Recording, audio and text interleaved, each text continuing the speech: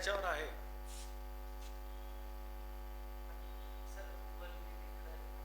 नाही, माझा व्हॉट्सअप इथे आता. अच्छा, तिथून इथे. नाही नाही, करतो, मला काही इश्यू नाही. Hello hello.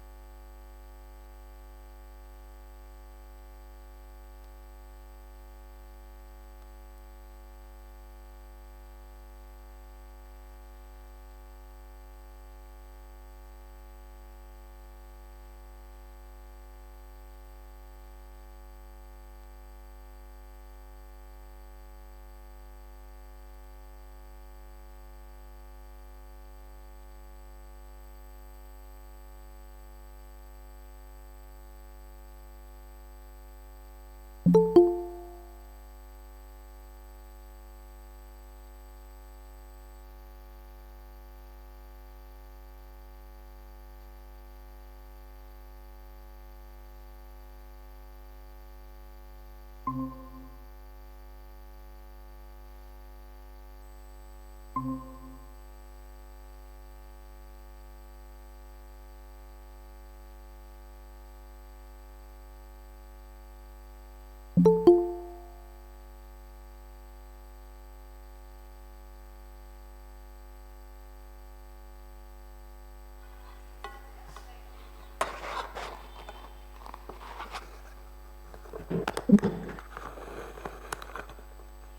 hello, hello. Hello 1 2 3. Hello ऐकू येत आहे? हॅलो सर माझा आवाज नाही येते ना हो येतो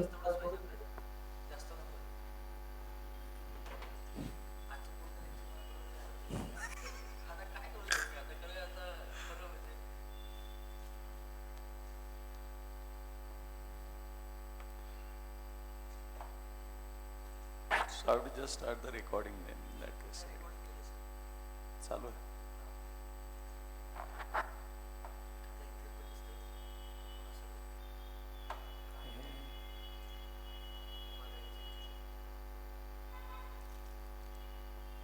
हे काढून टाकायला हवं ना. हे चालेल.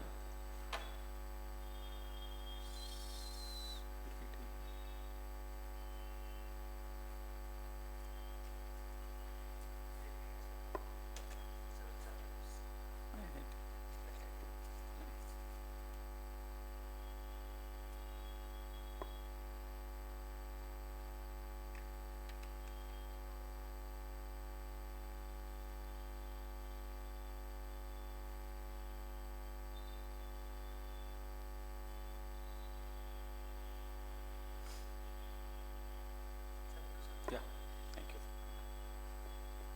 So now it's only OBS वगैरे काय फंडा नाही ना?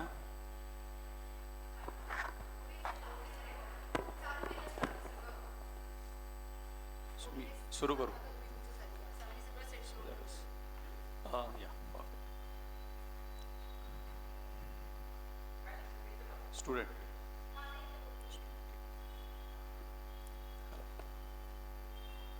Hello students.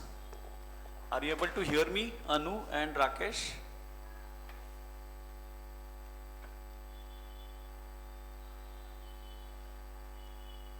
Yes, sir. Hello.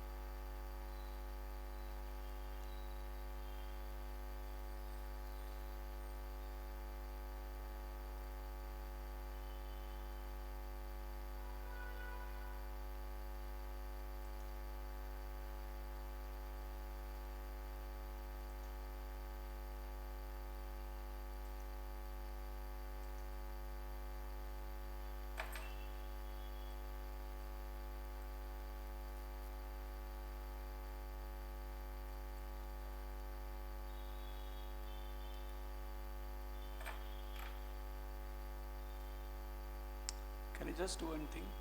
त्या दीपा मॅडम ने बोलवलं, the screen has got freezed. You can. नाही इथे.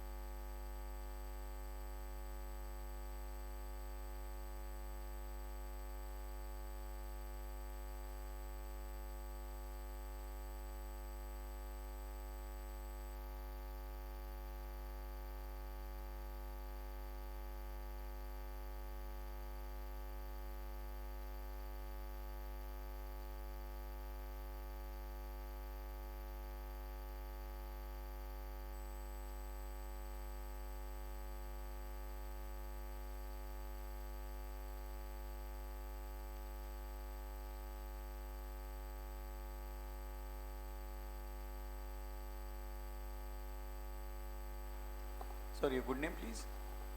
Rajaram. Acha, you are logged in also at the same time because I am able to see Rajaram Barkar. No, it's okay.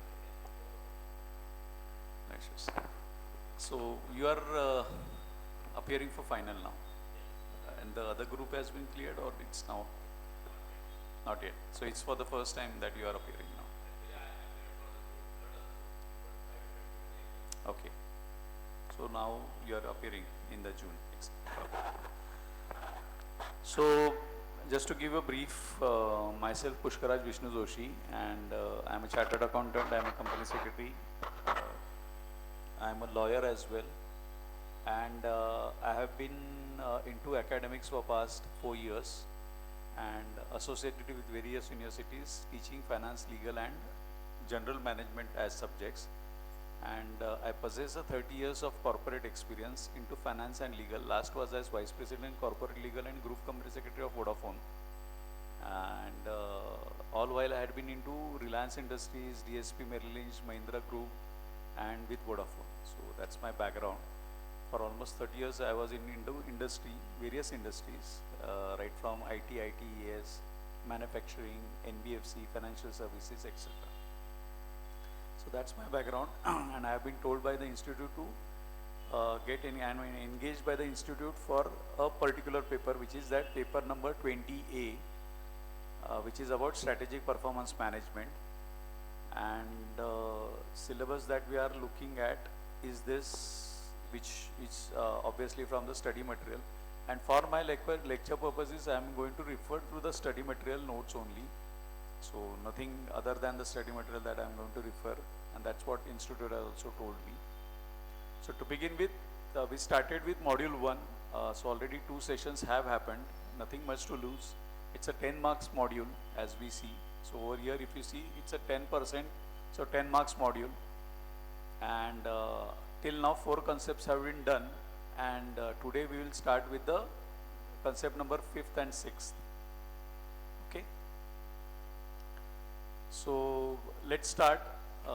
Guys who have joined online, so Anu and Rakesh,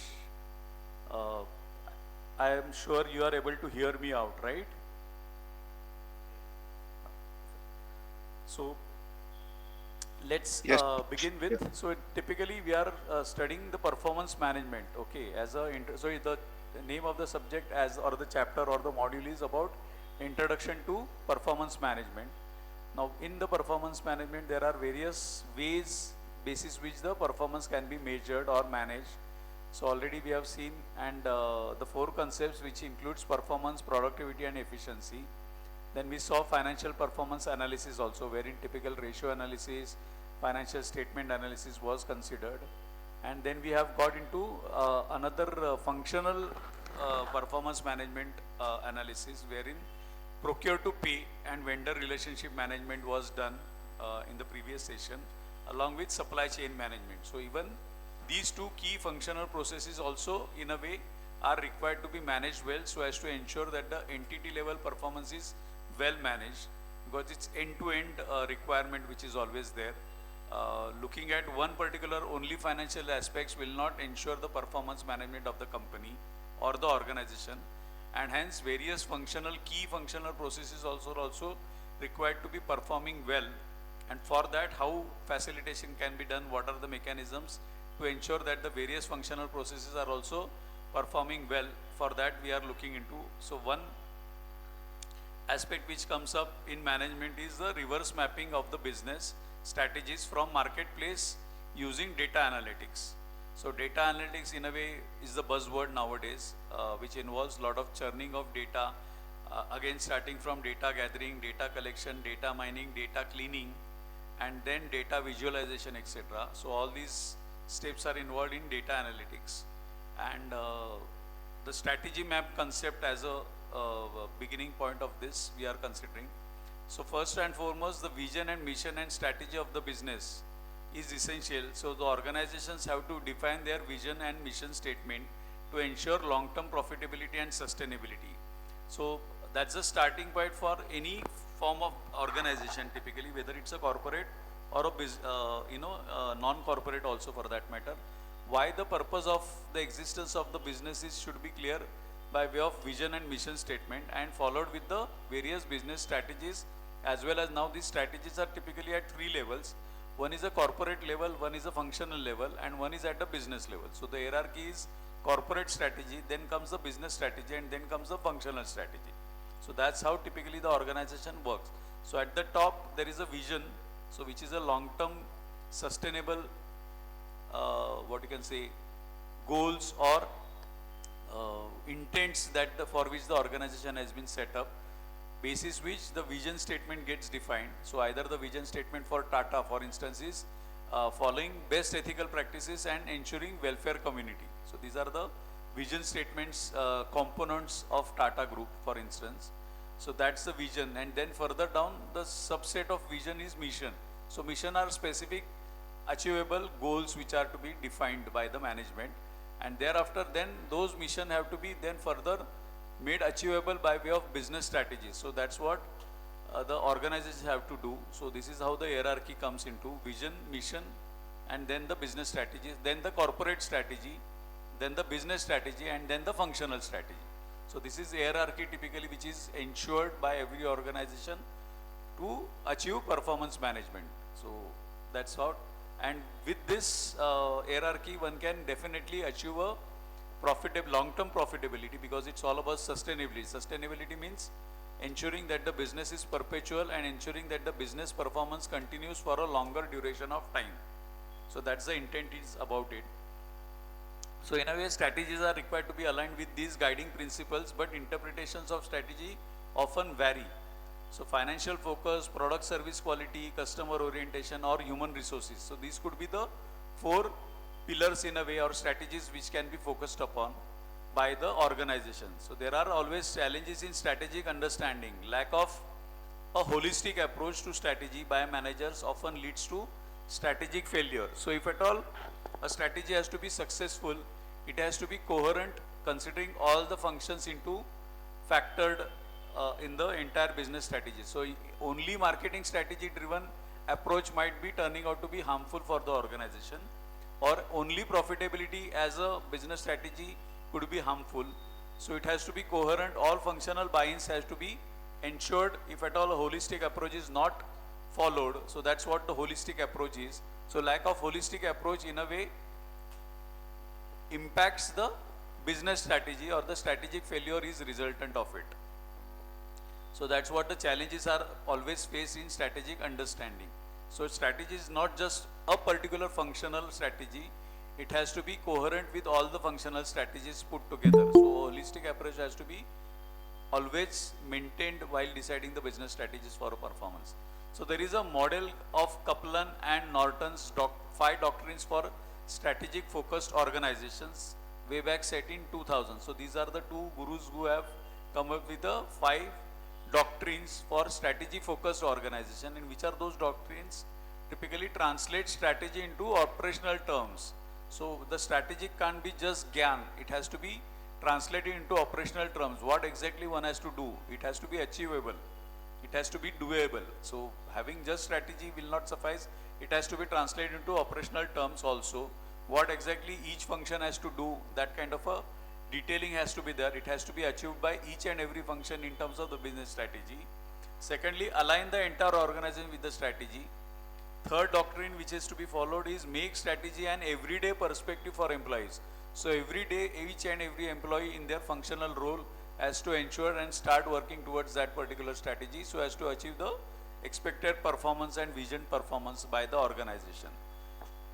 Ensuring strategy is a continual process. So it's not like one day affair or 2-day affair or a periodic affair. It is a continuous process of improvement, walking towards the journey and walking towards the end result which is desired by the organization under the vision and mission statement.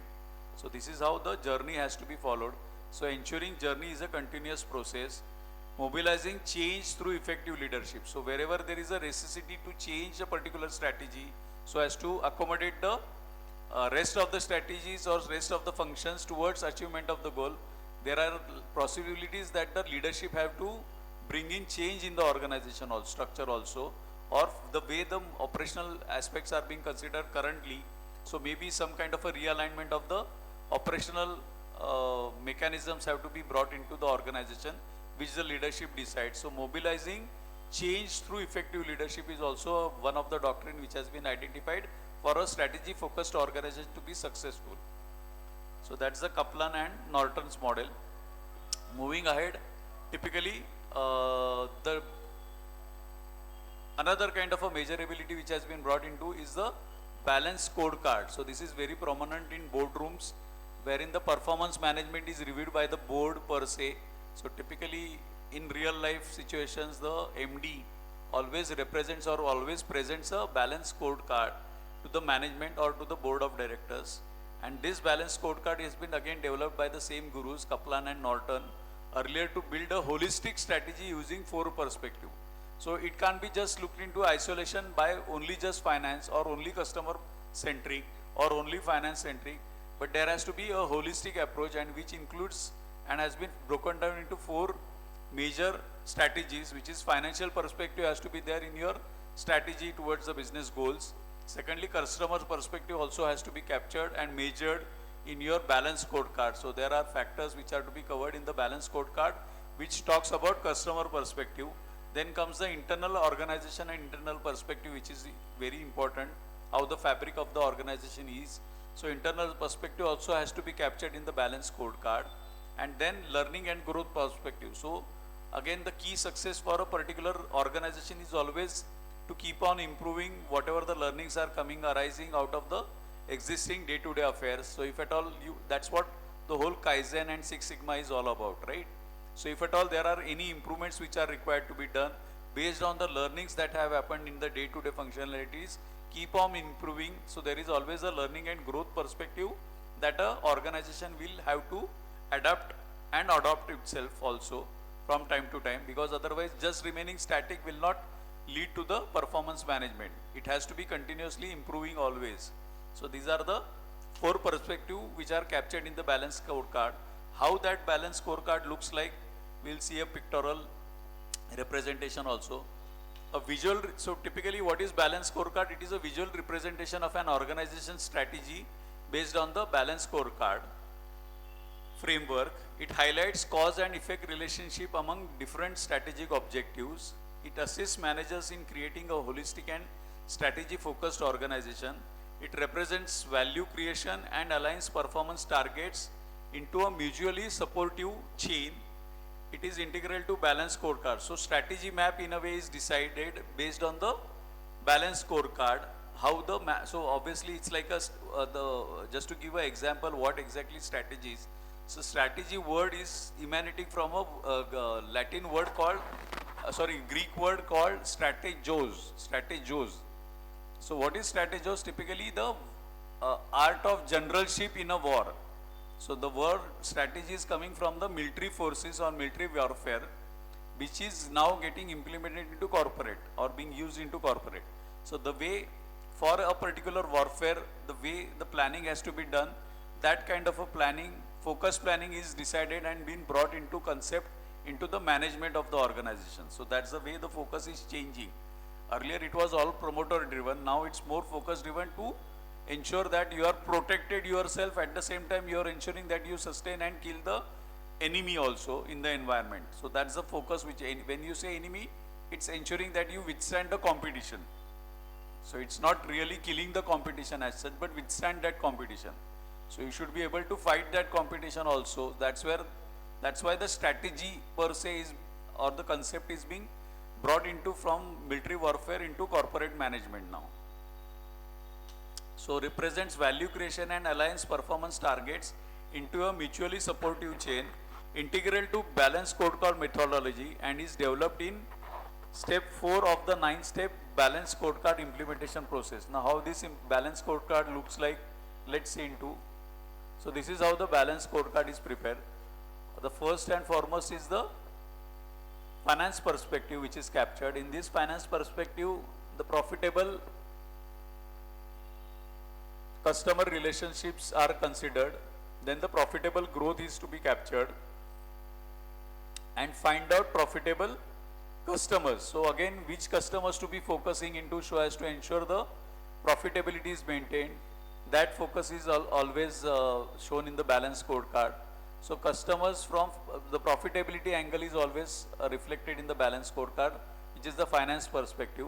Then comes customer perspective. So in customer perspective, you have to exceed customer delivery expectations. So always the customer perspective is that, as we say, customer is the king. The customer delivery is always the top priority which has to be mentioned, and hence balance scorecard reflects how best customer satisfaction is being achieved. So somewhere those kind of pointers are covered in the balance scorecard from customer perspective, wherein wherein the management is shown that the operational teams is ensuring that the customer delivery is exceeding the expectations of the customer also. So that is captured. In terms of internal process perspective, we have to on time achieve deliveries which are expected from the internal organization, whether those are being met or not, those are required to be captured and shown to the management. So internal perspective again is captured. And then comes the learning and growth perspectives, wherein well trained and motivational drivers which can in a way imparted upon or trained upon the employees are always kept focused of. So whereby these four perspectives ensure that the performance management of the organization is well achieved. So this is balance scorecard, it's a MIS. In MIS, typically how the performance is being measured, the performance is being measured on the four parameters: financial, then customer, then internal perspective, and then how the learning curve is always maintained in the organization. So that's what the balance scorecard. So on four counts, the efficiency of the management is reflected in the balance scorecard, how the performance is happening on these four parameters. Moving ahead, then typically the concept comes in of strategy forward and strategy reverse. So what is meant by that? So traditionally strategic planning model was always, top down. So establish corporate goals, which is the ends. So that's to start with the end in mind. So strategic objectives are decided. Thereafter, developing a strategy, that is the ways to achieve those objectives. So again, as I said, it's a top-down approach. So objectives are set, strategies, ways to achieve that objectives are decided, and then assimilate resources, that is means to implement the strategies. Then you start gathering the resources that are required to achieve that objective. So that's a top-down approach which has been traditional. Now slowly the change of approach has happened. The critique of traditional model. So this typical model has its own limitation. Hayes, again a guru, management guru in 1985, observed that this approach often leads to strategic failure in American industries. So this model was prevalent in American industries, but the observation was that it is turning out to be a model not to be followed, because in a way the organizations are failing because it's starting from top down approach rather than reverse approach. So that's what the reverse approach is all about, bottom up. So start with the means, have the right means with you. So we'll come to that. But before that, we'll see what sort of limitations were there in the traditional model. In the traditional model, typically the approach was turning out to be a failure in American industries. The model assumes a predictable and straightforward competitive environment, which is unrealistic in a changing business landscape. So typically, if you are aware, nowadays the business environment is called as VUCA. So VUCA means VUCA. So what is VUCA?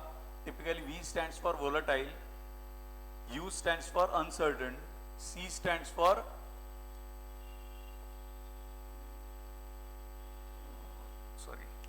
volatile, uncertain, C stands for complex, and H stands for ambiguous. So that's VUCA business environment. So no more the business environment is static. It's very dynamic, very complex, very volatile, very uncertain, and very ambiguous also. There are at times no clarity. So the classic example is post-pandemic. Post-pandemic, no one was clear how the business models have to be done. Okay, immediately, suddenly the rise of digitalization happened. Not every business was equipped with the digital payments. So a lot of complexities came into how my business can be aligned with the digital payments facilities which have been made available by the banks, right? So the emergence of various e-commerce companies happened rampantly, impacting my businesses also, which were always over the counter. So the business models had to be recustomized, rechanged, or align it to the complexities which are coming up in the business environment. That's why the model assumes a predictable and straightforward competitive environment which is unrealistic and in a changing business landscape. So the kind of top-down approach might not be relevant and useful for the VUCA environment which is currently. The key limitations which are there is choosing appropriate ends, that is objectives, fails to consider. Customer preferences at the end of the value chain. So value chain, in the value chain customers are put at the last. Ideally customer should be at the start. Okay, so that's the limitation which was there in the model which was being adopted, and slowly the American industry started facing this or this model led to failures in the American industry. The differences in customer habits across geographical and economic boundaries were not being factored because it was always top down. So customers' needs were never factored into the objectives of the organizations. Now slowly the reverse mapping has started. So this was, the earlier was the strategy, forward strategy, and now it's a reverse strategy. So reverse mapping has started, proposed as an alternative to the traditional model. It counters the linear logic of the traditional approach. So not necessarily every time the linear way of activities will be done. So objectives will be set first, then the strategy will be decided, and then the adequate resources will be captured. At times the model had to be non-linear also. So that kind of a reverse mapping came into. Focus is on understanding customer needs and preferences first. So that the priority changed in a way. Priority earlier was whatever the promoter will say, accordingly the business will be conducted. It's no more. Those kind of businesses have ceased to exist. Okay. So now whatever customer wants, so that's where the penetration of the market has started happening with the help of supply chain management and the e-commerce as an industry which is coming up. The last person in the society should get my goods. That's the priority which is coming up. And accordingly, according to the preference of that customer. It's just not that what I want, I will push down. Okay, down the market. It's no more now. Whatever customer wants as a preference, accordingly my manufacturing will be changed, or accordingly my processes will be changed. So the customer preferences are given a topmost priority, and that's why it's called as a reverse mapping of the process. So customer preferences and needs are given first rather than starting with organizational objective. So let's see the overview of reverse mapping. Reverse mapping is a bottom-up approach to strategy formulation. It incorporates customer feedback as the foundation for strategy development. It acts as an alternative to the traditional top-down ends, ways, means model. So it's now ulta, it's reverse, it's means, ways, and then ends.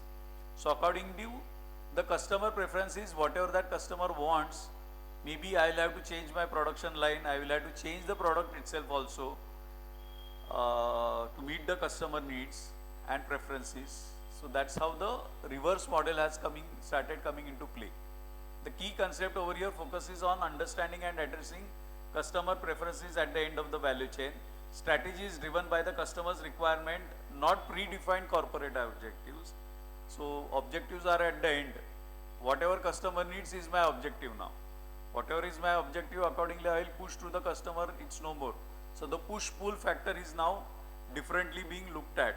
Push-pull, which is the marketing strategy, is now no more push strategy which is being used. It has to be pull strategy also at times. So that's how the marketing strategies are getting changed. A classic example which will help you to understand how this reverse mapping is happening.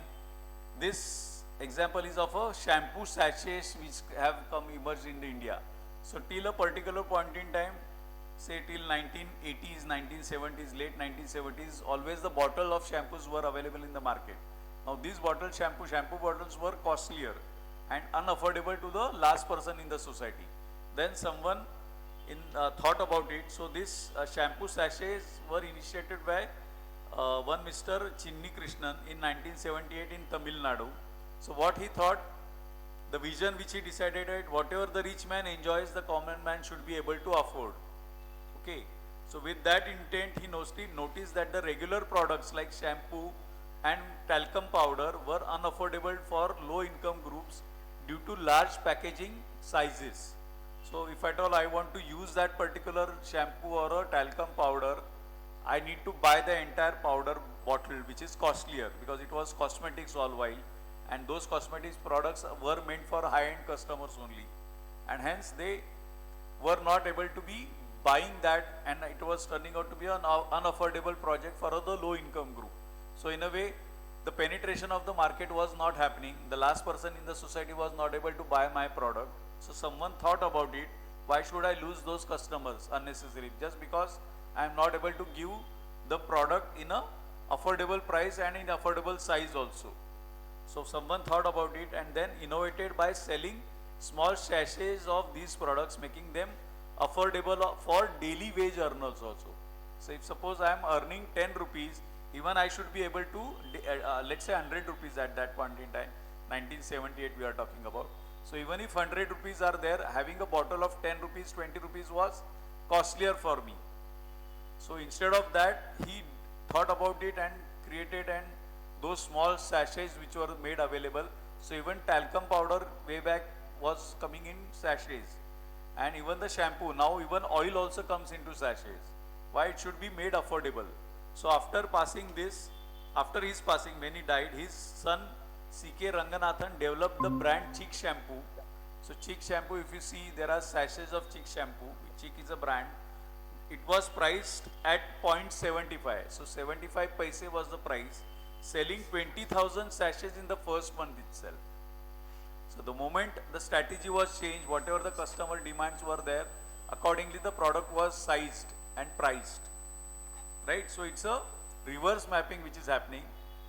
There was a demand available, the demand was getting neglected because of the product model or the product size which was adopted by a particular manufacturing company. So the way the popularity which was getting was in the first month itself 20,000 sachets at 0.75, that is rupees 75 paisa was made available. By 2003, Chic shampoo became, Chic is the brand name, became India's second largest national shampoo brand with a 22% market share, second to Hindustan Unilever's Clinic Plus. So that just one simple thought of looking at the customer first and giving the product with the customer preferences changed the entire dynamics for the product and became a market share holder in that market within 2 decades. As simple as that. So the significance over here is keeping customer preferences at the top priority rather than the objectives of the organization. So slowly this is reverse mapping, which is now being adopted by even the Amazons for that matter. So Amazon, in a way, with the help of data analytics, now whatever we are looking on the social media, etc., they get to know the preferences what we are looking at, and accordingly the products are being highlighted to you. The moment you see some kind of a, let's say, neck band, so slowly the pop-ups comes of various neck bands to you. You know, that's the kind of, because the Amazon is ensuring that the customer preference gets satisfied and thereby the push is happening. Earlier, whatever we have, the manufacturers used to push it, but now no, it's no more required. It's the preferences that one should understand, and that's where the data analytics have started coming into play. Because huge amount of preferential data or customer preferences data is getting captured by the systems, by the technology also. Then why not customize our products and customize our marketing strategies aligning to the customer preferences itself. So slowly when you see a particular product on, let's say, online platform, immediately suggestions also start coming up. You know, the moment you look at a particular brand or something, products of similar nature or similar price starts getting pop up. You know, there is a scroll which is available. So immediately the customer gets choices available for themselves. Then why not this product, why not that product? He can start evaluating, and the preferences may change then. So it's a marketing strategy which is being adopted to capture the customer. So significance of this kind of a model is always demonstrates how customer driven strategies can lead to market success. Contrast with traditional strategies by prioritizing customer needs in strategic formulation. So the whole business strategy in a way changes and becomes customer centric. That's what the reverse mapping is all about. Now, as I said, slowly the use of business analytics in reverse mapping is playing a big role. What is business analytics? Let's understand that. Typically business analytics refers to the practice of using data, statistical analysis and technology to gain insights, valuable insights, identify trends and make data driven decisions to improve business performance. That's what is business analytics all about, which is like whatever the data which is getting churned or created or collected from the business, that now is being analyzed by the help of statistical methods and technology also. So there are huge amount of data churning which is getting captured. So big data, which is the buzzword nowadays, big data is nothing but all the customer preferences are getting captured. So whenever you are logging into for the first time on any online platform, they ask for the various preferences also. So what are the preferences, lifestyle or loan products or financial services, all these are insights which they get, and accordingly the preferences are identified of the customer, and the analytics are being used to push the needed products for your of area of interest. That's how the role of business analytics is coming to play. It enhances, let's understand the role of business analytics. It enhances the effectiveness of reverse mapping by capturing and processing market feedback. So somewhere the market feedback on a real-time basis is getting captured and given a feedback to the production team also at times, that okay, you should look into these kind of preferences also. So these are a lot of valuable insights which are being thrown back to the management from the data which is being collected from the customers. So that's all about business analytics. It helps organizations extract meaningful insights from raw data to improve performance and drive strategy formulation. So data is just like oil. Okay. So earlier the wars used to happen for oil. Now it is said that the third world war or the wars which are going to happen in the world henceforth are going to happen for data. So data is the next oil. That's what it is called nowadays. What is meant by oil? So whatever oil is being extracted from the ground, is it usable immediately? No, it's of no use, frankly. It doesn't get a value because of that. So there is some kind of a process of filtration, refinement, removing the impurities from that, make it more usable, relevant to the purpose for which it is to be used, and then the oil fetches a value to it. So same is the case of data also. Huge amount of data is collected, but just having that raw data will not help. Analytics are being applied on it. Technology is being used to churn the data, clear the impurities out of the data, remove the irrelevant data which is not required, and make a meaningful insight made available to the users of those data. So a lot of marketing analytics are coming into play. Data is being churned like anything. Huge data warehouses are coming into existence. Now these typical data warehouses are not in physical form, but they are now the cloud computing is coming into existence. AI is again a game changer. So AI is also now being used for data analytics, artificial intelligence, what we call typically. So that's the whole dynamics are now changing, or that's where the VUCA comes into play. So it's so volatile, it's so complex now that human brain can't just analyze those data, and hence technology has to be used into it. Earlier the data was very limited, a human brain could easily analyze it. Maybe some kind of a reporting was sufficient enough, but that's not more than you can't just rely on that data, traditional data. You need to make meaningful insights of the data. That's what and again the data can be looked upon with all permutation and combinations also, which was humanly impossible up to a particular point. The amount of data has mandated that the technology has to be substituted has to substitute human intervention. So that's how even for instance share market, if at all someone has to enter into or get into trading, even that data is being analyzed by technology, and you are given insightful inputs up to that extent when the entry should be made in the stock market, when the exit should be taken in the from the stock market. So to that precision, accuracy, the technology is coming and using the data, and hence it's in a way slowly reliable, relevant also, and we can't remain averse of that technological advancements. The purpose of business analytics is to convert raw data into actionable information for decision making and strategy development. It helps businesses achieve strategic goals by leveraging data. So just data, having data is no more sufficient. You have to leverage that data, make the most out of that data, and for which the analytics is being used. Rather, exploitation is happening of the analytics.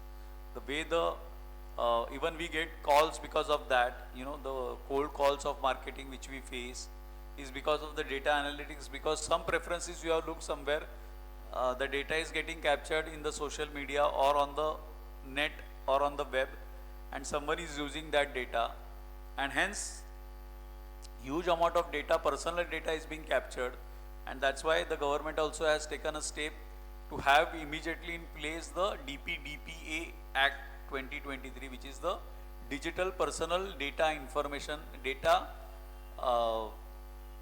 DPDPA, Digital Personal Data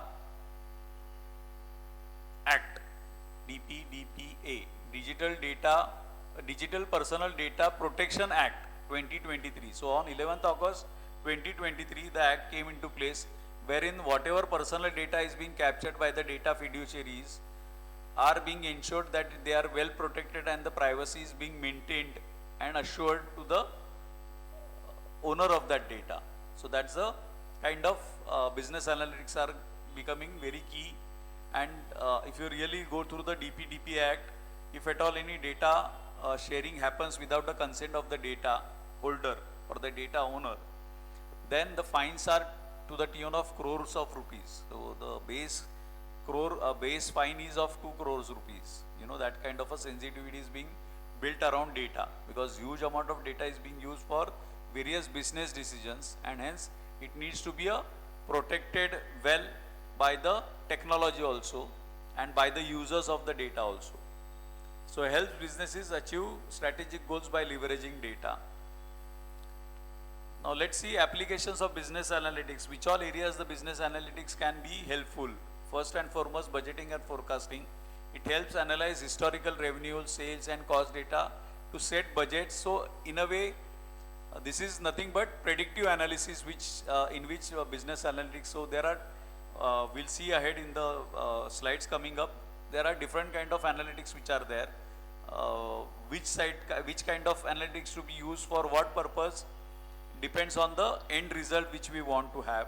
So the first and foremost, budgeting and forecasting, typically looking at the historical data and basis that forecast the future. So that's typically the predictive analytics which is there. You predict the future looking at the past. Okay, so that's predictive analytics. Then comes product development. Use customer feedback on past product features to guide future design, development and user experience. So if you really look into the Tesla as an automotive, he has slowly gone into that level that a car without a driver will be on the roads, or rather is on the roads in abroad countries. Slowly Indian market maybe will be used to these kind of a technology driven cars also. Obviously the environment has to be there, the roads have to be safe, there has to be discipline in the traffic, etc. matters obviously, but that's where the technology is heading towards. Driverless automotives, that's what the technology is going to serve. So artificial intelligence is going to be the driving factor for automotive industry. You can't remain aloof and away from the technological advancements that are happening.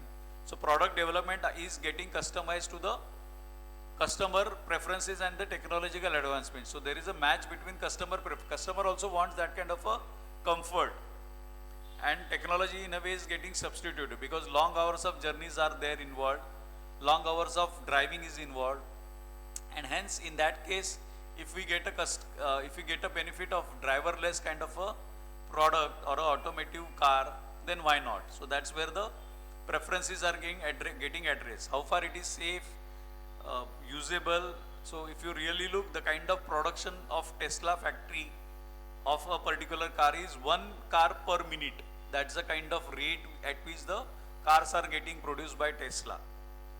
Okay, so 5 lakhs is the 5 lakhs per year is the target which they have kept, and again it ensures that it is turning out to be a fossil fuel is not getting used, it's electric vehicles which is being the technology which is being used. So it's technology plus energy saving or environment friendly product, because again everywhere the consciousness about environment is there, pollution is about there, and that's how the product development is getting focused or changed also.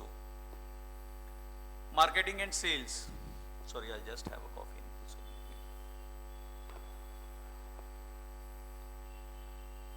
So analyze metrics like lead to customer conversion rates to optimize marketing efforts and fill the sales pipeline. So again, that kind of a efficiency also is being looked at. How much is the lead getting generated? How much is the conversion rate of the calls that are being made to the customer? So if the customer calls are not getting converted into so the leads, if at all, are not getting converted into customers, then there is a issue about it. Somewhere something is wrong, and hence accordingly the marketing and sales team have to look into that kind of a data. Maybe the leads are wrong, maybe the leads are not relevant. Basis the data analytics, one can deep dive into the lead generation also, which in a way has to convert into customer. So in a way optimizing the marketing efforts and filling the sales pipeline, and most importantly the risk management. Assess potential risks and associated costs to make cost effective recommendations for risk mitigation. So that's where the business analytics is coming into play and helping the various key functional applications which are involved in the business organization. The significance, obviously the importance is that business analytics in a way transforms data into insights, making data driven strategy formulation a core aspect of reverse mapping. So now slowly the reverse mapping has to factor into technological advancements also. It's just not about the customers, it's how to cater to the customer needs and preferences with the help of technology is the driving factor to decide the objective. So that's how the Tesla objectives and the strategy has been to have eco-friendly vehicles on the roads. So that's the strategy which Tesla has adopted with the technological innovations, not just going into and having electric vehicles as such, but technology is getting embedded into the electric vehicles now, because the customers' needs are getting that way changed.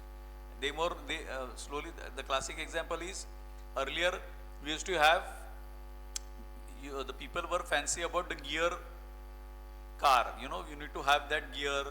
Now it's all automatic cars which are getting preferred. Okay, so automatic cars are getting preferred by the customers also. So slowly the technology has to change and adapt to automatic cars only. No more slowly the gear cars are getting fade out. So every company is having various multiple versions which are coming up. They might have cars with gear, electric vehicles with gear, electric vehicles without gear, petrol vehicles with gear, petrol vehicles without gear, because that's the kind of customer preferences which are coming up. Even for that matter, two-wheelers also, earlier there was no button start for the motorbikes. Okay, it was always kick driven. But the need came that heavy, at times motor vehicles are heavy, motorcycles are heavy. So for that facilitation, there has to be given a button start. So now even motorcycle have the button start. Earlier this technology was there only for scooters. But now even motorcycles have those button start, because that's the way the customer preferences or feedbacks were given to the manufacturers. So accordingly, technology is the driving factor for product development also. So this is all about how the business analytics are being applied in the functional this thing. So let's see the types of business analytics. Sorry, what's the time? It's 8 o'clock.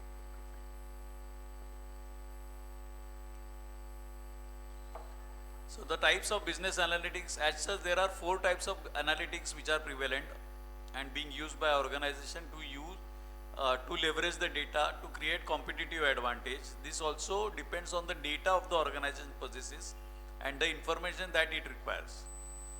So depending on the kind of data that you have or that the organization has gathered, and what is the end purpose of that data to be used and churned and analyzed, depending on that the kind of analytics is used. So which are the 4 types of analytics which are there? Descriptive analytics, wherein the analytics examines the data and after conceptualization describes things that has already happened. So it describes the past. Okay, it analyzes the past, right? So this is what the descriptive analytics is. Then comes diagnostic analytics, which goes deeper than descriptive analytics by seeking to understand why behind what happened. So now the reasoning is starting. So root cause analysis, what we understand as a concept, by just looking something went wrong, but why it went wrong is the analytics part, which is turning out and throwing up insights to the user. And that's why this type of analytics, when you get into why a particular thing happened, is nothing but diagnostic analytics. Now its third is the predictive analysis. So based on why and what happened, the future is again in a way predicted. So predictive analysis relies on historical data, past trends and assumptions to answer questions about what will happen in the future. So the insights which have been given by the diagnostic and descriptive analysis are being used for predictive analysis, right? So that's how the analytics play a big role. And then last comes is the prescriptive analytics. Identify specific actions an individual or organization should take to reach future targets or goals. So if at all future forecasting has been done, in future, what is that specific thing is to be done? So prescriptive analytics is like the prescription which a doctor gives. Now what doctor gives as a prescription is the action that we have to take. Take this medicine, that medicine, follow this diet. So these are the actionables to ensure that your future is secured. That's what the prescription is of a doctor, right? So same logic is being built into the prescriptive analytics. What to do in future if at all I want to do a particular thing in future. So it is going, the analytics is helping to go to that actionable point also now, rather than just telling that okay, in future you do this, or in future you should have this, but how to do it, that is coming into or being suggested by the data analytics or business analytics now. And hence it's an upcoming field which we can't, as a management accountants, we can't be remaining shy of business analytics also, or data analytics also, financial analytics also. So we have to acquire and gain knowledge about these upcoming stream of technology and put to use in our functionalities also.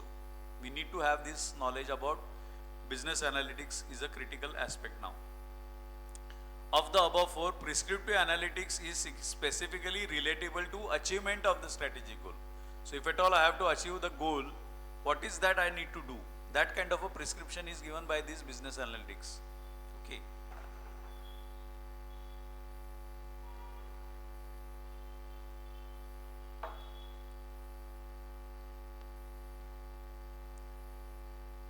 But the four issues of business analytics are as such packaged together to capture data from the business environment, including the market, and translate them into meaningful insights so that strategic management process is aided.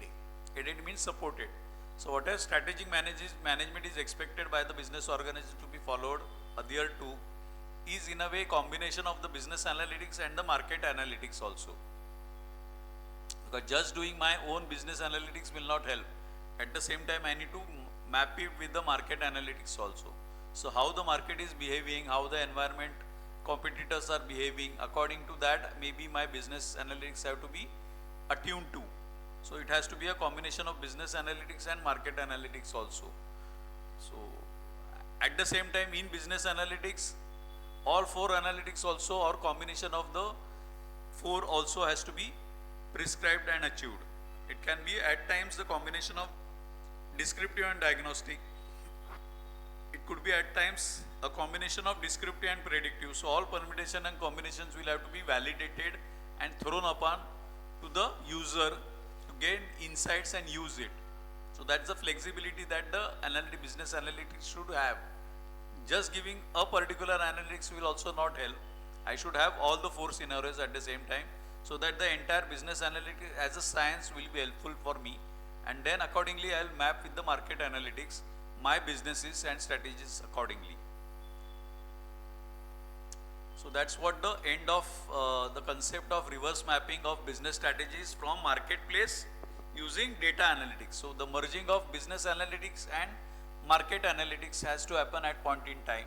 Again, this is reverse mapping. Market analytics in a way are to be used to attune my business analytics also. So again, it's a bottom up approach. What market wants, that according to that my business has to be attuned, rather than the top down approach which was when been followed traditionally all while. It's no more. So even companies like Tata, which are like legacy of almost 150 years, are now focusing on market analytics a lot, so as to get meaningful insights and accordingly customize the products for the market. That's how the change of strategies are happening, business strategies are coming into place. Order to cash process, so that's another critical process that is being looked upon.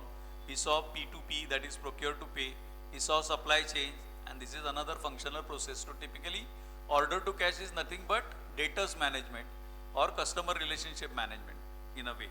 So order to cash process involves, let's see overview, let's have an overview of O2C. So in short it is called O2C. Now O2C, P2P, all these jargons typically has come into existence because of the BPO industry, you know, the business process outsourcing industry which came into existence and now is a key driver also for the economy, because we are in a way labor intensive, so a lot of BPO industries are getting opened up. There is a lot of talent hub which is being looked upon India as because the demographic benefit is always there of India. Young talent is there, a lot of call centers emergence came up, a lot of BPOs got set up, there are a lot of FPOs, KPOs, LPOs which are there. Legal process outsourcing is happening to India, knowledge process outsourcing is happening to India, financial processes outsourcing are happening to India. So because of this talent pool, demographic benefit, the similar kind of a BPO industry setup has this order to cash. So in a way, instead of me managing on my own the debtors management, I can outsource this process to a consulting firm or to an industry also for that matter, who ensures order to cash process. Now order to cash process is an end-to-end business process that starts with receiving customer orders and ends with receiving the payment. So that's why it's end-to-end ERP process which is there typically. It is a critical component of customer relationship management, that's typically in short called as CRM, and plays a major role in the value chain. The success or failure of a business is heavily dependent on customer satisfaction and efficient O2C process.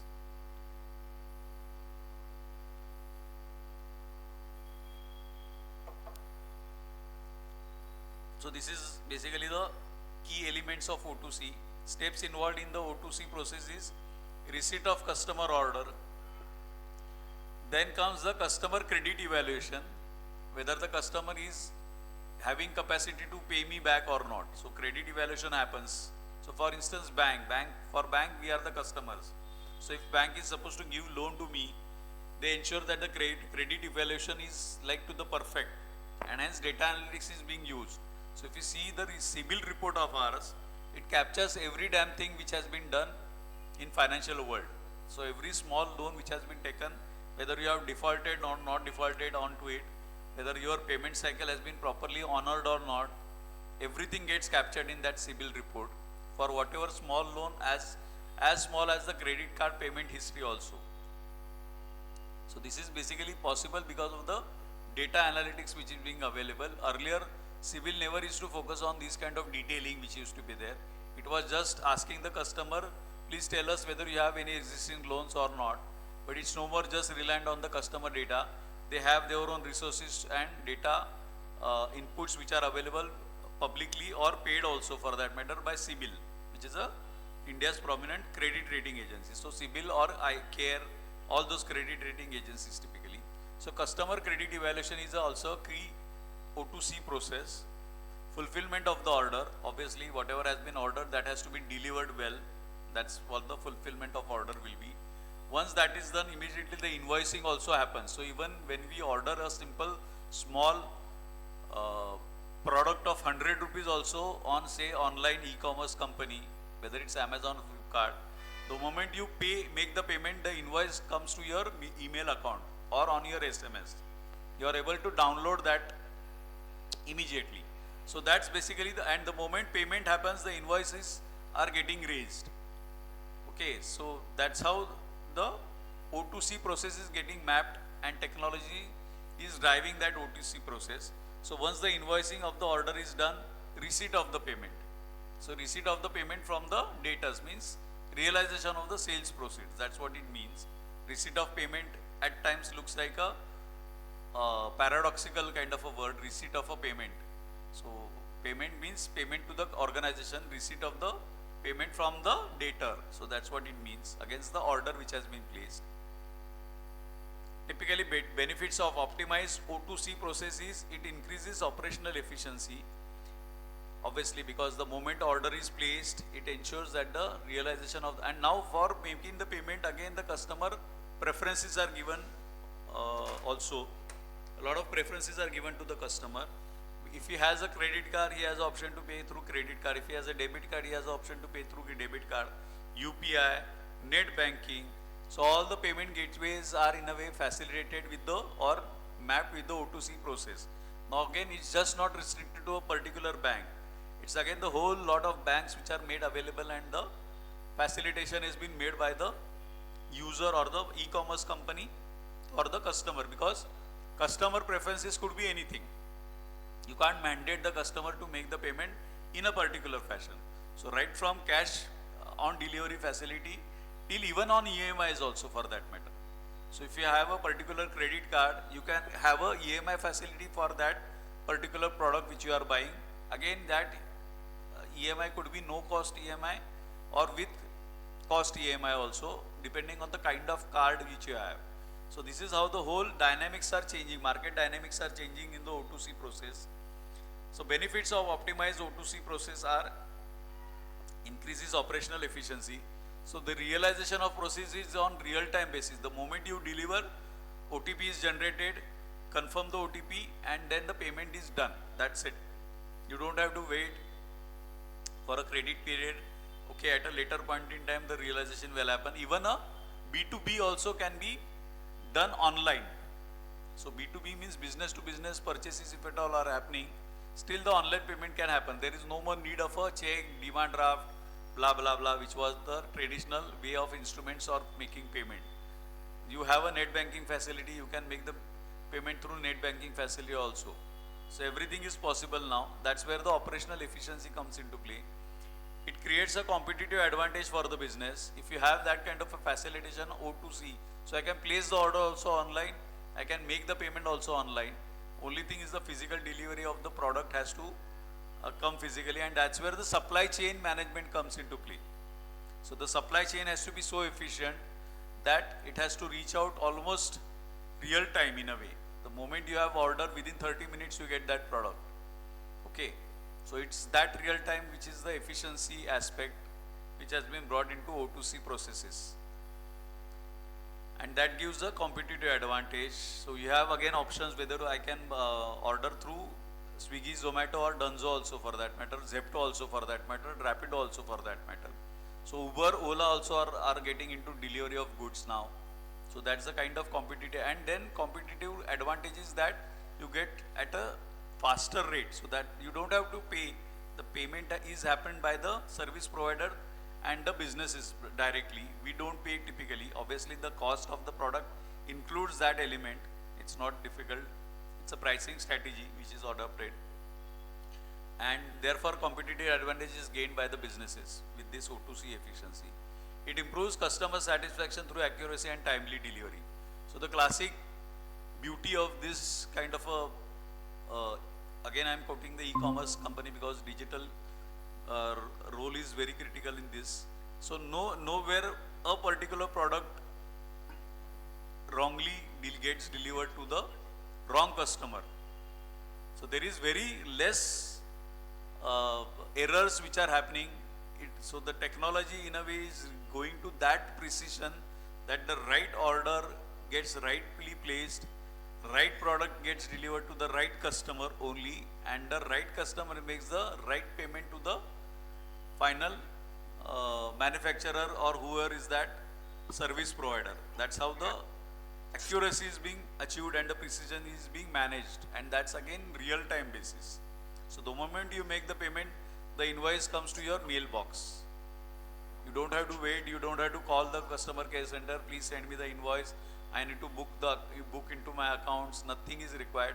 Immediately whatever your email ID has been given, your invoice will be given. Even for that matter, a simple travel by Ola or Uber also, in a way, the moment you make the payment, you can see your receipt over there. You can download that invoice and make the claims also wherever you have traveled. Right? You can generate an invoice of your travel now. You can get the bill of your travel expenses that or local conveyance that you have paid. So it is to that precision. So improves customer satisfaction through accuracy and timely delivery. The key performance indicators, that is KPIs for O2C, are process cycle time. So measures the time taken to complete the O2C cycle. So the process cycle time is mapped now so as to know the responsiveness of the customer, responsiveness of the business also towards the customer. So it's both way, the mapping is happening, time stamping is happening. So we get the SMS with the timestamp. The SMS says that the order was delivered at your doorstep at so and so time. So it is to that extent that the time stamping is also happening, so as to keep a track of how much time is being taken for the delivery. Why? Because the supply chain management function has to be made more and more efficient and robust. So if the feedback of late delivery is happening, or if the time of delivery is turning out to be the time taken beyond the tolerable limits or the expected time, the feedback is given to the supply chain service provider, who needs to then strengthen the supply chain delivery process of his. So that's the kind of valuable insights are being given to the respective service providers also at the same time. So that's what is process cycle time. Again, if at all the payment is getting delayed, then lot of inputs are being given to the banks also, that maybe the banks need to relook to their payment gateways, right? Or else, if at all the payment gateways are also good, then maybe the insights are being given to the telecom service providers also, that the network in these areas is bad, the real time basis cash receipt is not happening. So a lot of inputs can be given to various service providers or service users also for that matter. Day sales outstanding, so tracks the average time to collect payments. So these are the various KPIs, key performance indicators for O2C process. So these are the measurabilities or the measuring parameters for the O2C process, which we are trying to look into. On-time delivery performance, assess delivery punctuality.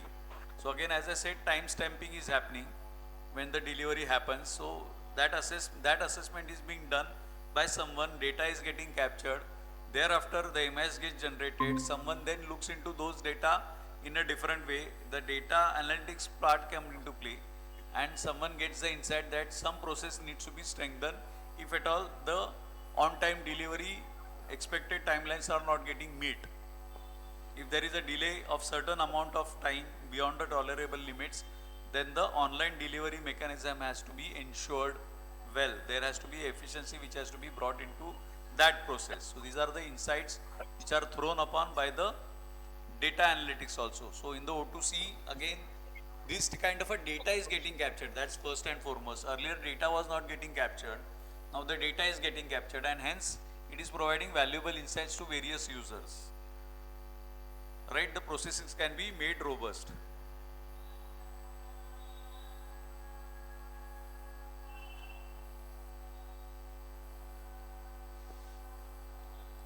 It has got hanged.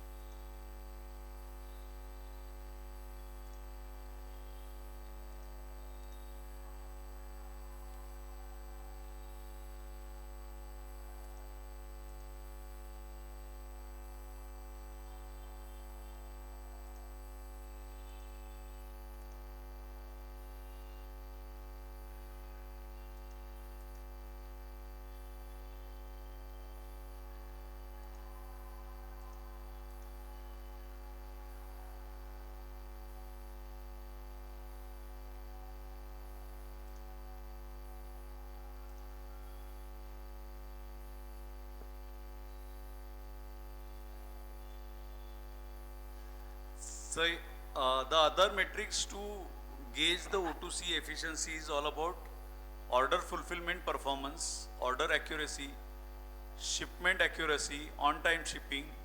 The financial performance metrics includes reduction in receivables. So whether there are any outstanding which are remaining, collection of management cost, days of sales outstanding, DSO what they call. So the strategic importance over here is all about, in today's competitive environment, the O2C process has become a strategic priority for businesses to ensure operational efficiency and improve financial performance. So these are the other metrics in the O2C process which measures the O2C efficiency. Importance and best practices of O2C. Let's see the importance of O2C. It increases cash flow and reduces operating cost. It improves and smoothens customers' relations. It allows businesses to focus more on strategic functions. Best practices to optimize O2C is all about automation of administrative tasks. It reduces errors in tasks like billing, invoice collection, and credit management. Because of the automation of this typical administrative clerical work, the precision has got into because of the technology. It's no more manual driven, it's all automated. So errors in raising invoices also are not happening.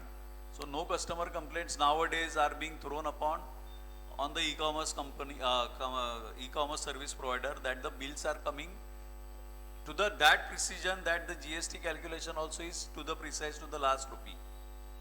It is to that accuracy that the billing is being raised. So automation of administrative tasks reduces errors in tasks like billing, invoice collection, and credit management. It increases efficiency and accuracy for repetitive tasks.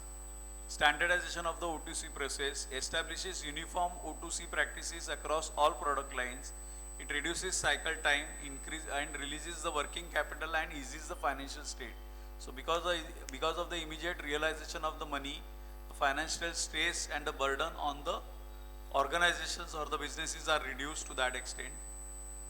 Preparation of electronic invoices avoids errors from manual processing, enhances efficiency and customer satisfaction.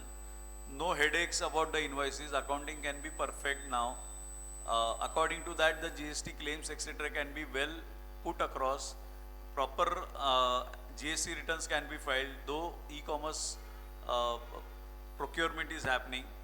Still, the GST compliances are ensured because of the correct billing which is happening. Re-evaluation of credit policies. Adjust the credit policies to reduce accounts receivable and bad debt. Optimizes resources, minimizes credit risk, and improves cash flow. So these are the benefits or the best practices for O2C. Efficiency in the billing process. Obviously, we have seen that automated real-time billing improves efficiency and customer satisfaction. Customer don't have to wait for the invoice. He gets it immediately, the payment has happened. He doesn't even have to call. And it's just not about e-commerce company, even like routine B2B kind of a companies also can have this kind of automation done for their invoices. So even companies like Tata Motors, or all the NBFCs and in banks also, the moment transaction is done by the bank or we have done the transaction, immediately the SMSs or the intimations are happening and the accounts get reflected with that debit or credit immediately on the real-time basis with the timestamp. So that's the efficiency which is coming up because of the technology. Automated accounts receivable streamlines repetitive tasks such as payment reminders, dispute settlements, and online payments. Typical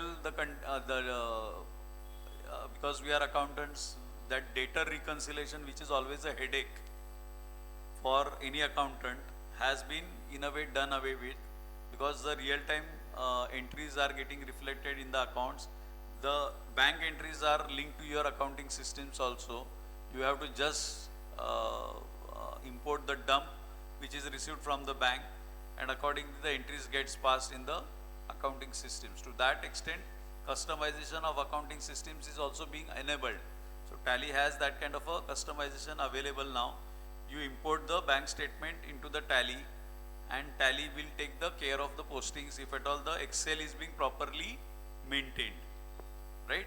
So there is no more, so it reduces the entire accounting also for that matter. The receivable management is so efficiently now being done that lesser and lesser debtors reconciliation issues are there. It's no more a issue or a showstopper for finalization of accounts. Okay, so that's how automated accounts receivable is there. Data management, use data management software to maintain consistency and transparency. It enhances credit management and decision making processes also. So if at all, what sort of credit period is to be given to this kind of a customer, what sort of credit period should be given to that kind of a customer, all these insights are possible because of the data management that is being made available by the technology. So this is how the data management insights are there. Impact of digital information transformation. So it's not just change, it's a digital transformation that is happening. The digital tools enable system configuration to send automatic alerts for exception. So the moment, for example, simply if you are using a credit card and you are making a payment of a high value, immediately there is some kind of, the moment you say make the payment, you put the OTP, immediately you get a call from the bank also that on such and such card, and that call comes onto your registered mobile. So call comes from the bank that okay, such and such transaction has been initiated on your credit card. Have you done it? If yes, then say yes. If no, then press 9 or something, whatever that may be. So it is to that precision that the fraud also are being curtailed. So risk management is being now ensured by the systems and technology now. That's the real-time data which is getting captured somewhere. So banks are getting intimated that such kind of a high-value transaction is happening, and immediately the alerts are being sent either by way of a phone call, automated phone calls. So no customer calls you. So there is a IVR which is linked to it. IVR is the integrated voice recording system. So automated call comes to us on the registered mobile, and confirmation is being sought. If you say yes, then the transaction goes successful. If you say no, then the transaction fails. It is to that precision that the automatic alerts for exceptions are also being, because if at all your typical transactions are not of that high value, something unusual is being happening on your credit card, someone is watching that data, someone is getting that data, the technology is throwing that data to someone, and automatically the alerts are for such kind of exceptional transactions are being sent across to the user. So create a more efficient and transparent O2C process. That's what the impact of digital transformation is there.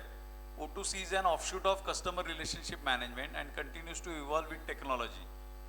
So it's not one-time process, it's a continuous process, continuous improvement that has to happen in the customer relationship management, which evolves along with the technology.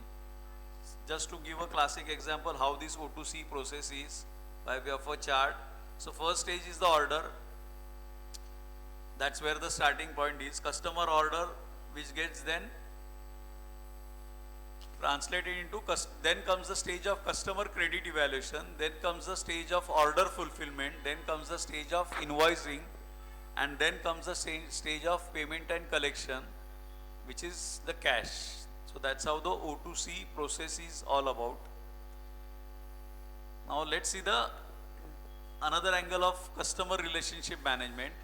Traditionally, the market segmentation was that the customers were grouped into subgroups or segments based on the shared needs. Standardized products, services were designed for each segment. Individual customer preferences were overlooked due to lack of customer level data, high cost of obtaining such data, making customized products services expensive. So this was the traditional way of doing the business, because data was not getting captured. Capturing data involved huge cost.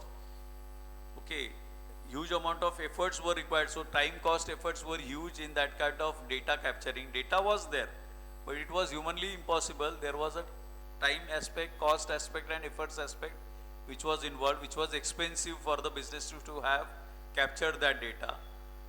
So in a way, the traditional market segmentation was that way, and now the changes have happened in the customer relationship management. Let's understand the customer relationship management now. So definition, what does CRM? CRM uses information technology to manage customer relationships in an organized way. It focuses on customer satisfaction to maximize profitability.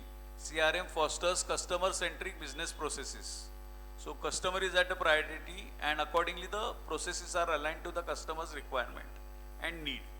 Important, CRM has become a critical business strategy. Companies globally invest heavily in CRM software. So almost like $14 billion was spent in 2013 by Gartner Incorporated. Gartner Incorporated is a big multinational corporation of US, and they in a way have spent that much of amount in CRM software to the tune of $14 billion. So it's a huge amount which is getting used and spent on CRM. So that's the focus area of customer relationship or the priority which is being given by the traditional businesses now. Gartner is a very age-old business, but the focus has changed and turned out to be customer-centric now. And hence, to have this real-time responsiveness to the customer needs, the CRM process is being implemented or software is being put into place by the marketing team. And typically the predicted spending is likely to grow to 18 billion by 2016. So it's a bit old data, but that's the kind of growth which is expected in spend that is being made in technology to have customer satisfaction at the peak. Again, the customer is the king. Nothing else drives the business, but customer drives the business. Business don't drive customers, customer drives the business. That's the simple philosophy which is getting adopted by the businesses now. Debate on CRM implementation. There is obviously debates which go on. There are different schools of thought which focuses on CRM as a priority or non-priority. So managerial approach is focus on discipline, customer relationship management, can work with or without the use of technology. That's a managerial approach. But technological approach is essential for large organizations managing millions of customers across multiple channels and geographies also for that matter. It relies on systematized and upgraded IT solutions. So that's the technological approach which is followed for CRM nowadays rather than the managerial approach. So technology in a way substituting the CRM. The models of CRM which are there now prominently, one is the IDIC model which has been pioneered by Don Peppers and Martha Rogers. So 4 actions in order to build closer one-to-one relationship with customers. First step is identify, recognize and understand your customer. So that's what the preferences and needs of the customers are required to be understood first. So that's where the identification of the needs and preferences of the customer is given a priority. Differentiate, classify the customers by current value and future potential. So what basis the needs and preferences that have been captured, accordingly the customer segmentation is being done, and that customer segmentation in a way finds future value for the organization.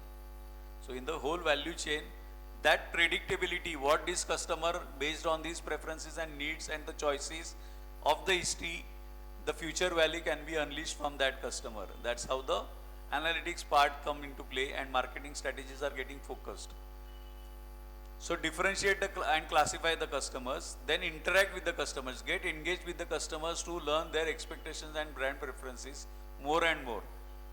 Try and see this, try and see this. So that's the push which is happening now. By interacting with the customers to understand better, more and more better the customer from time to time. Customize, tailor offers and communications to meet the customer expectations. So customization to the customer needs is happening. That's where the word customization, obviously customization is the thing, but customer, okay, customer is the focus. According to the customer need, customization is being done, and accordingly the products are being served. So this is one model. Then there is a CRM value chain model which has been brought into concept by Francis Buttle, so another management guru or a thinker. He has focused 5 primary stages, typically designed to create value,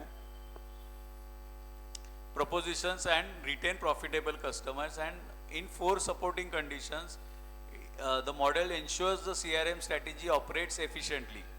So what is that? So one is goal. Goal is to achieve enhanced customer profitability by fulfilling both primary and supporting components. So primary stages are what we'll see. So in a way, strategic CRM focus. So let's see the types of CRM. So we saw the models of CRM, IDIC, and the CRM value chain is the another model. Now we are looking into the types of CRM. Types of CRM are strategic CRM. The focus is customer centric business strategy. Goal is attract new customers and retain profitable ones.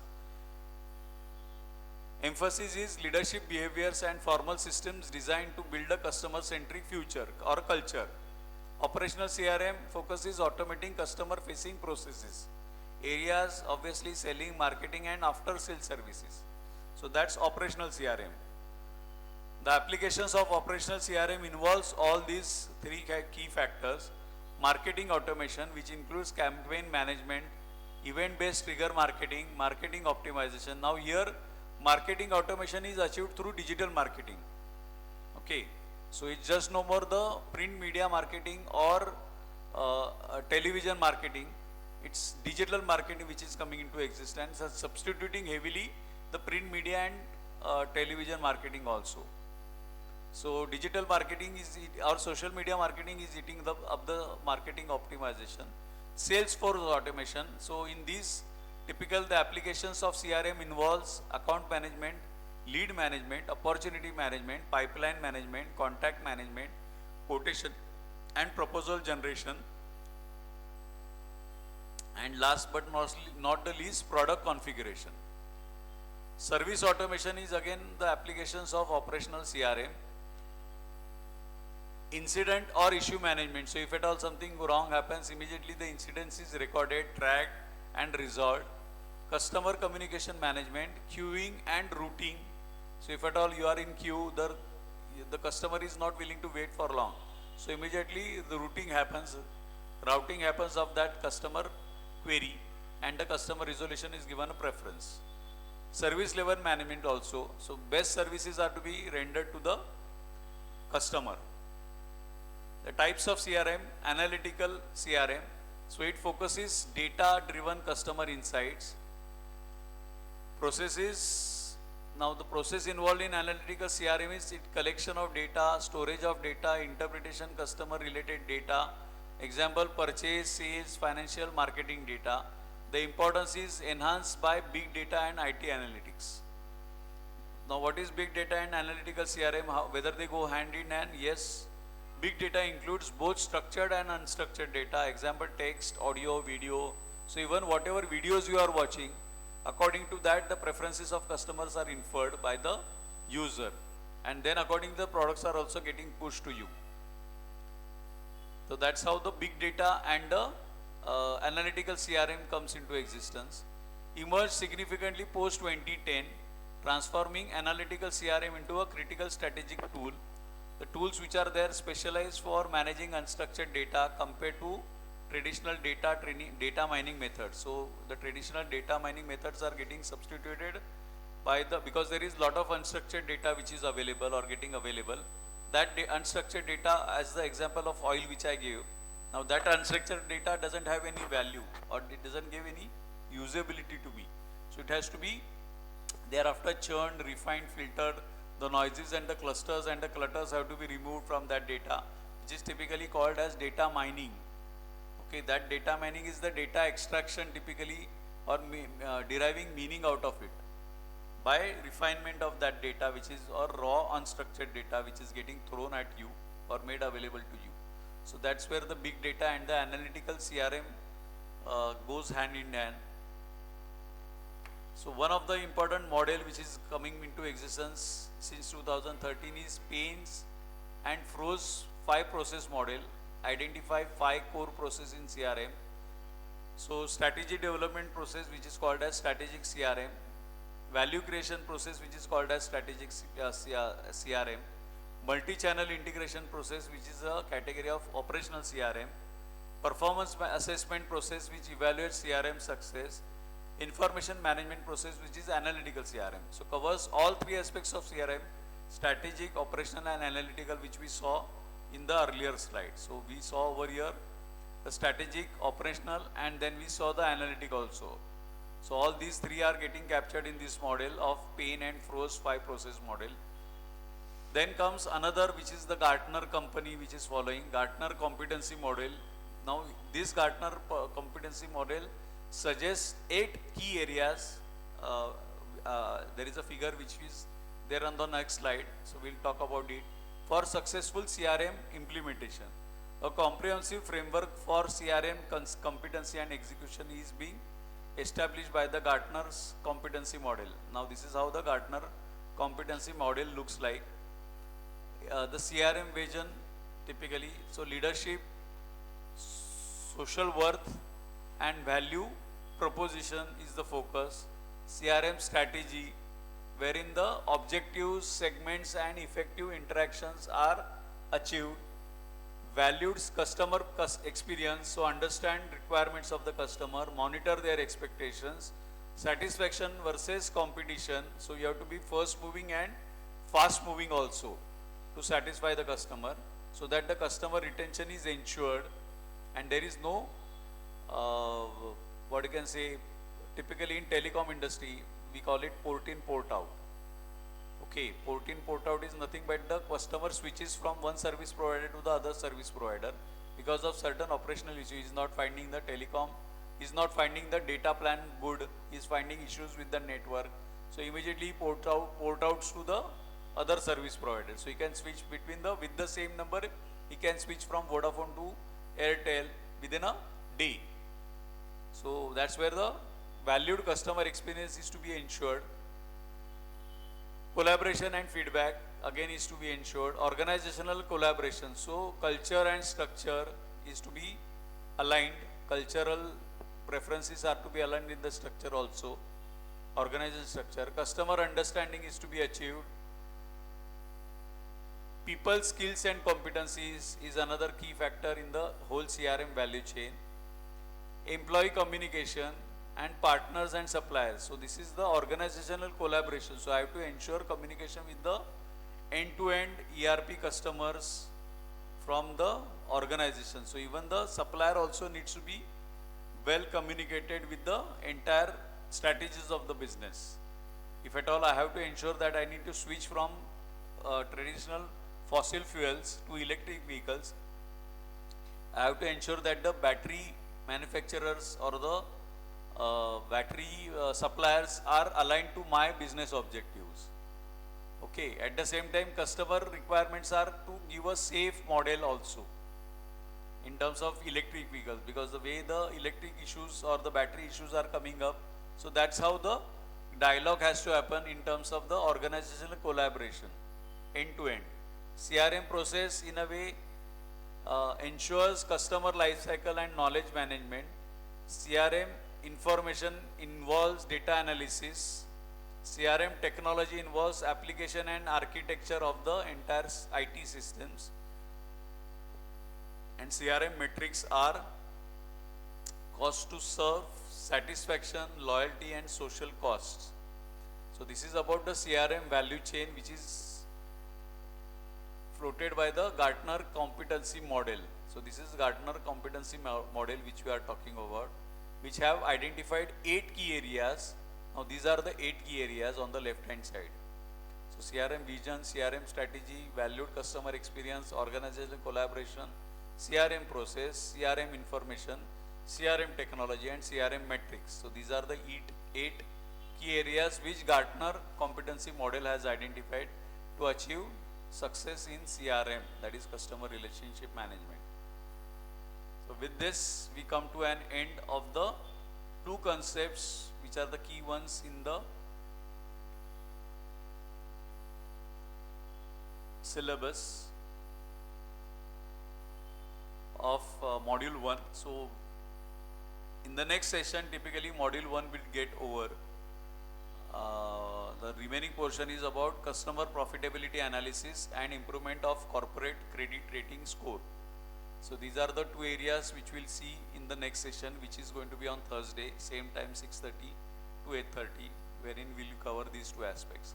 And with that we'll be ending the first module or completing the first module. So 10% of your marks, that is 10 marks syllabus in a way is getting completed in the next session. That's what you can say. More of theoretical, obviously there are no problems as such which are there, except one concept which has problem in the study material. It's not typical new number crunching which is there, but majorly if you see the syllabus or the study material, there are MCQs which are there on the various concepts that have been there.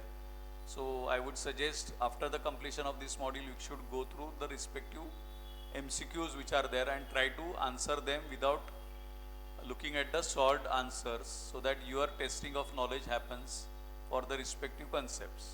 That's what my humble submission would be in terms of being exam centric or exam oriented approach. So with this, we will stop for the day and see you in the next session, Thursday 6:30 p.m. Thank you. Thank you, sir.